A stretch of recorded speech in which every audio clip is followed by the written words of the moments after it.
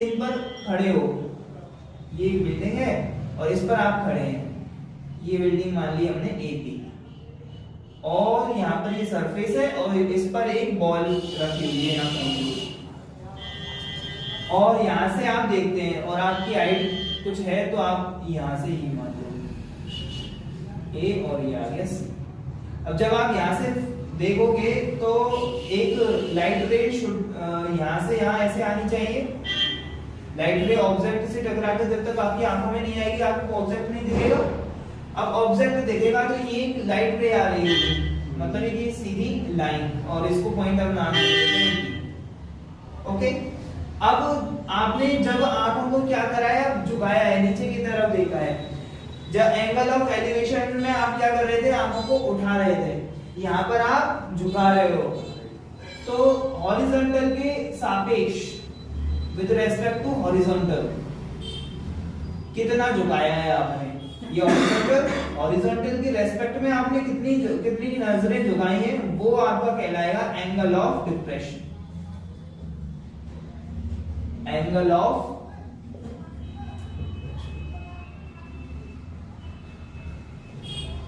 Depression that is अवनमन कोण।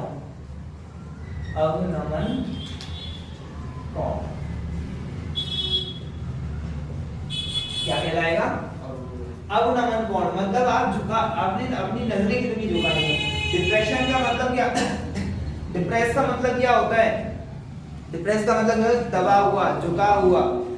तो वही कॉन्सेप्ट यहाँ से निकल कर आता है एंगल के लिए कि आपने जो लाइट रे को देखने के लिए अपनी आंखें कितनी झुकाई हैं, कितने एंगल पर झुकाई हैं विद रेस्पेक्ट टू हॉरिजॉन्टल। तो ये आपका टॉप है, यहाँ पर टॉप से जाकर यहाँ पर एक एंगल ये वाला क्रिएट हो रहा होगा, लेट्स सपोज 30 डिग्री। अगर ये हॉरिजॉन्टल है तो ये भी तो हॉरिजॉन्टल था, मतलब ये दोनों कंडीशन क्या होंगी, पैरेलल होंगी, समांतर होंगी। और समांतर होगी और एक लाइन ऐसे जा रही है तो देखो ये दोनों एंगल अल्टरनेट एंगल्स, एकांतर कोण होंगे और एकांतर कोण हमेशा बराबर होते हैं। तो ये एंगल आ गया है आपके पास 30 डिग्री। जब आप इस बिल्डिंग पर खड़े हैं तो आपको इसकी हाइट पता होगी या क्वेश्चन में गिवन होगी। लेट्स सपोज कि इसकी हाइट आपको 10 मीटर दे रखी है और आपकी हाइट कुछ 1.1 मीटर है, तो ये टोटल हाइट कितनी हो गई, 11.1 मीटर। 11.1 मीटर ये आपकी हाइट हो गई। इस एंगल के रेस्पेक्ट में ये कौन है, परपेंडिकुलर, लंब। अब आपसे पूछ रहा है कि ये जो बॉल या ऑब्जेक्ट है वो इस बिल्डिंग के फुट पॉइंट से कितनी डिस्टेंस पर है। तो ये क्या कहलाएगा इस एंगल के लिए, बेस। बीडी क्या कहलाएगा।